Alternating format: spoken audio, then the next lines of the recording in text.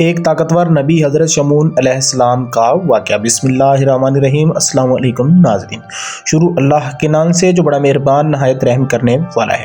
اس video کے اندر ہم آپ کو حضرت شمعون علیہ السلام کے بارے میں آگاہ کریں گے۔ آخر حضرت شمعون علیہ السلام کون تھے؟ آخرکار اس کی بیوی نے اسے قتل کرنے کا کیوں ارادہ فرمایا؟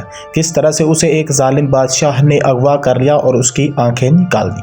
کس طرح سے وہ دوبارہ ریکور ہوئے اور حضرت جبرائیل علیہ السلام نے اسے دوبارہ سے صحیح کر دیا؟ اور کس طرح سے انہوں نے پھر ان لوگوں کو تباہ و برباد کر دیا؟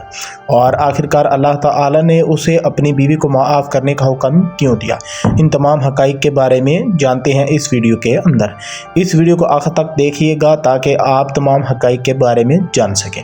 یہ ویڈیو آپ کے لیے انتہائی اہم ہونے والی ہے، اس لیے ویڈیو کو آخر تک لازمی دیکھیے گا۔ جیسا کہ آپ کو معلوم ہے کہ فرعون اور کئی ظالم بادشاہ موجود تھے، اسی طرح سے روم کی ایک سلطنت میں بھی ایک ظالم بادشاہ موجود تھا جو کہ انتہائی ظالم تھا۔ وہ طرح طرح کے مظالم کرتا اور لوگوں کو تنگ اور پریشان کرتا۔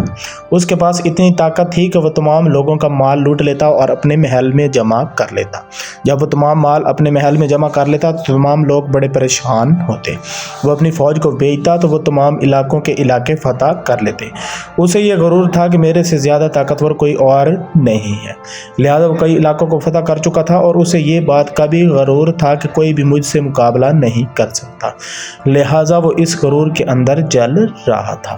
اس کا یہ بھی کنسیپٹ تھا کہ میں بہت بڑا ظالم ہوں اور اسے یہ بھی پتا تھا کہ تمام میری بات مانیں گے۔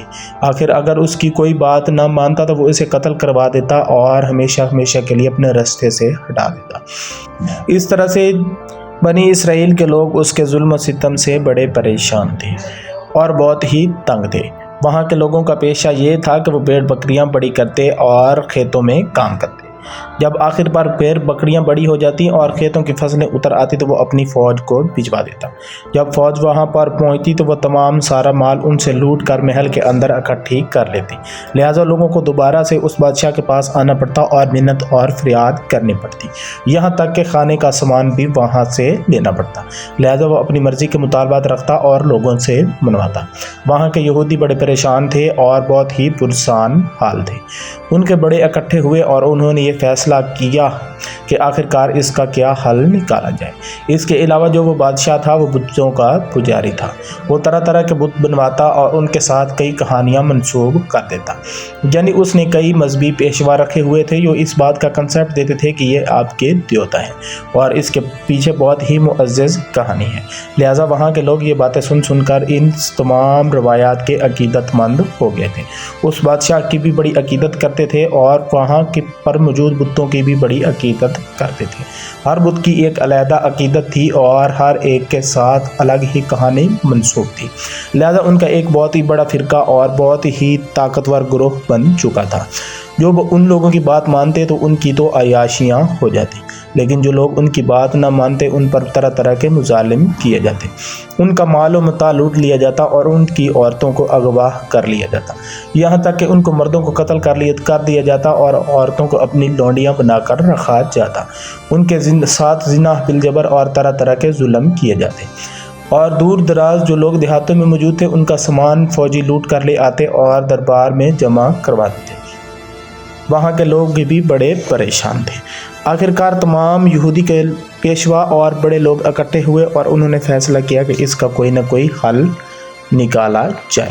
آخرکار انہیں ایک ایسے شخص کی تلاش تھی جو کہ ان کے کام آ سکے، لہذا انہوں نے ایک فوج بنائی۔ جب وہ اس بادشاہ کے ساتھ بھیڑے تو وہ بڑی شکست سے دوچار ہوئے، لہذا اس بادشاہ نے اور بھی زیادہ مظالم تیز کر دیے کہ یہ لوگ بغاوت کر رہے ہیں اور آئندہ سے ایسی کوئی بھی بغاوت نہ کرے، لہذا وہ بڑے پریشان ہوئے اور انہیں معلوم ہوا کہ وہاں پر ایک ایسا طاقتور پہلوان رہتا ہے جو کہ ہزاروں لوگوں کے ساتھ جنگ کر سکتا ہے اور ہزاروں لوگوں کو قتل اور تباہ و برباد کر سکتا ہے۔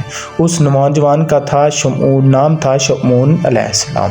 بعض روایات کے اندر بتایا جاتا ہے کہ وہ ایک نبی تھے، لیکن بعض روایات کے اندر یہ آتا ہے کہ وہ ایک ولی تھے، لیکن تورات اور انجیل کے اندر اکثر جگہوں پر یہی کہا گیا ہے کہ وہ اللہ تعالیٰ کے نبی تھے، اور بعض اکثر روایات سے بھی یہی ثابت ہے کہ وہ اللہ تعالیٰ کے نبی تھے۔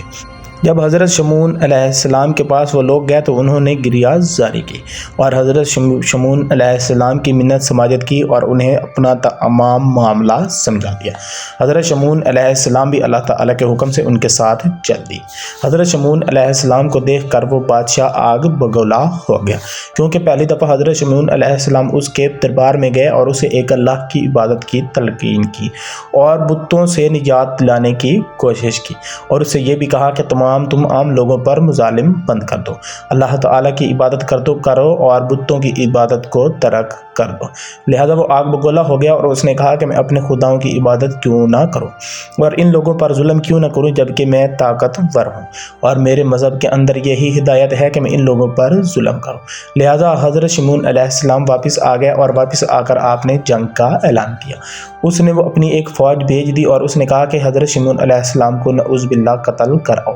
جب فوج وہاں پر پہنچی تو حضرت شمعون علیہ السلام نے اکیلے ہی ہزاروں فوجیوں کو قتل کر دیا اور اس کو شکست ہوئی اور بچے کچھ فوجی واپس دربار میں چلے گئے۔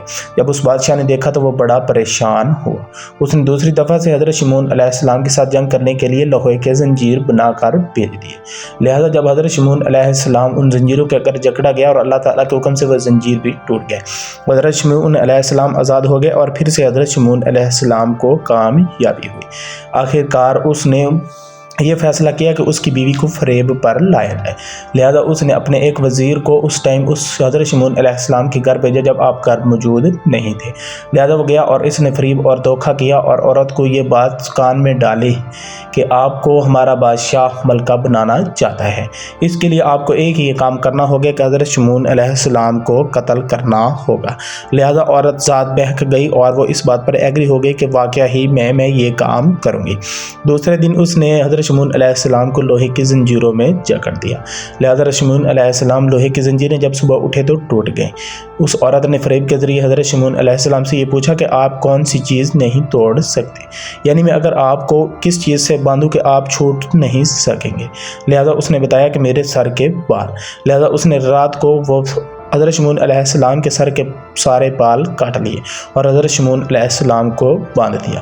جب حضرت شمعون علیہ السلام صبح اٹھے تو وہ بندھے ہوئے تھے۔ حضرت شمعون علیہ السلام نے کہا کہ مجھے چھوڑ دو، لیکن وہ فریب میں آ چکی تھی، اس نے نہیں چھوڑا اور اس نے بادشاہ کو پہلے ہی پیغام بھجوا دیا تھا کہ آ کر اٹھا لینا، میں اسے باندھ دوں گی۔ لہذا اس بادشاہ کے فوجی وہاں پر پہنچ گئے اور اسے قید کر کے لے گئے، اور وہ اپنے ساتھ جب لے جا رہے تھے تو وہاں کے بڑے لوگ اکٹھے ہو گئے، کیونکہ اس نے بہت ساری شمعون علیہ السلام نے بادشاہ کی فوج کو قتل کیا تھا۔ لہذا کئی لوگ اکٹھے ہو گئے، کسی نے کہا کہ اس نے میرے باپ کو جنگ میں قتل کیا ہے، اور کسی نے کہا کہ میرے بھائی کو، کسی بیوی نے کہا کہ اس نے میرے خاوند کو قتل کیا ہے، کیونکہ وہ اللہ تعالیٰ کی راہ میں لڑ رہے تھے اور اس نے ہزاروں لوگوں کو قتل کیا تھا اور واصل جہنم کیا تھا۔ جب وہ اسے بادشاہ کے مقام میں لے گئے تو بادشاہ نے آپ کی آنکھیں نکلوا دیں اور آپ کے ہاتھ پاؤں توڑ کر ایک دریا کے کنارے ڈال دیا۔ وہاں پر اللہ تعالیٰ کے حکم سے حضرت جبریل علیہ السلام آئے اور آپ کو ہوا میں بلند کیا۔ لہذا آپ کی آنکھیں بھی واپس آ گئی اور آنکھ، ٹانگیں اور گھٹنے بھی ٹھیک ہو گئے۔ جب آپ واپس آئے تو آپ نے اس دربار کے محل کے ایک ستون کو ہلایا، جس سے ایک زلزلہ برپا ہو گیا اور وہ تمام بادشاہ اور تمام ظالم لوگ تباہ و برباد ہو گئے۔ جب حضرت شمعون علیہ السلام واپس اپنے گھر گئے تو وہاں پر دیکھا کہ اس کی بیوی بیٹھی تھی۔ آپ نے اپنی تلوار نکالی اور اسے قتل کرنے کا ارادہ کیا، تو اللہ تعالیٰ نے حضرت شمعون علیہ السلام کو یہ حکم دیا کہ آپ ایسا نہ کریں، یہ بہک گئی تھی اور اس نے غلطی میں آ کر یہ سارا کام کیا تھا۔ لہذا اللہ کے حکم سے حضرت شمعون علیہ السلام نے اسے معاف کر دیا اور پیار محبت کے ساتھ اس کے ساتھ رہنے لگے۔ امید ہے کہ آپ کو ویڈیو اچھی لگی ہوگی۔ اگر ویڈیو اچھی لگی ہے تو چینل کو سبسکرائب کر دیں اور ساتھ میں لگی بیل آئیکن کو بھی پریس کر دیں، تاکہ ہر آنے والی اچھی ویڈیوز آپ تک پہنچتی رہیں۔ اگر ویڈیو اچھی لگی تو چینل کو سبسکرائب کریں اور دوسرے لوگوں کو بھی شیئر کریں۔ اس ویڈیو سے ہمیں یہ سبق ملتا ہے کہ ہمیں شیطان کے بہکاوے میں نہیں آنا چاہیے، اللہ تعالیٰ کی فرمان برداری کرنی چاہیے اور دنیا کے لالچ میں آ کر کوئی بھی الٹا سیدھا کام نہیں کرنا چاہیے، اور اگر کوئی ہمیں سیدھے راستے کی تلقین کرے تو ہمیں اس پر غور و فکر کرنا چاہیے اور سیدھے راستے پر آ جانا چاہیے۔ اللہ تعالیٰ کی عبادت میں مصروف رہنا چاہیے۔ اللہ تعالیٰ قرآن مجید اور حضور صلی اللہ علیہ وآلہ وسلم کی تعلیمات پر عمل کرنا چاہیے، تاکہ ہم اس جہان میں بھی کامیاب ہو سکیں اور اگلے جہان میں بھی کامیاب ہو سکیں۔